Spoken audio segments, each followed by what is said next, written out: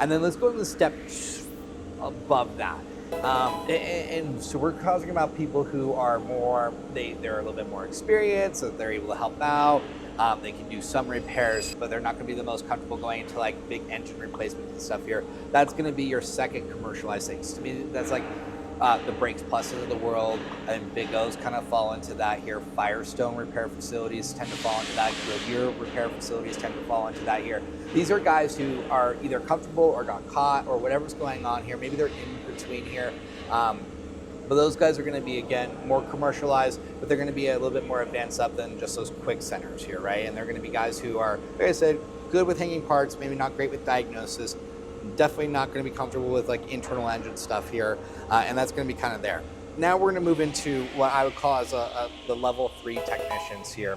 And I'm gonna call them dealership jockeys. Like, these are guys who have been in the dealership for, I'm gonna say 1 to 7 years and have been stuck with one brand. Now, they are going to be really good at that particular brand. They tend to be guys who work on a lot of warranty stuff, and then they get a branch as other people elevate into their careers. But they're going to be guys who are handling the main stuff from the last 7 years. They're going to be a lot of guys who do warranty stuff. They're going to be great on DVIs. They're going to be great at hanging parts.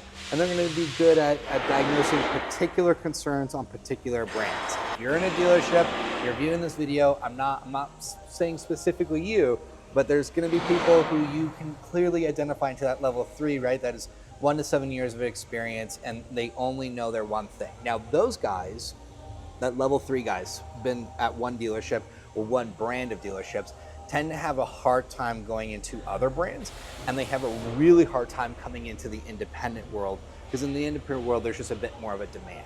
I'm going to say level 4 is going to be the guys who can be on multiple brands, who have been strictly in dealerships and the dealership world. So they might be able to work on, 5, 6 different brands and very comfortably here. They might be able to do diagnosis. They might be able to do some hardware repairs, but they've been caught in this world, the dealership world, so we're kind of going above the 10 years or outside of the 10-year mark on cars, or 10 to 12 years.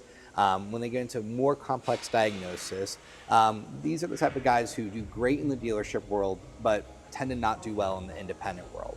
Now, there are master technicians who I'm sure would thrive in an independent world that has only been in dealerships and is comfortable doing that way. They can easily fall into category 5 or category 6, in my opinion.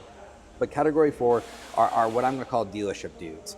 And they prefer that type of environment because it's comfortable, it's consistent, and you're not going to have those challenges that you're going to have on a place that works on cars that are 12, 15, 20 years old.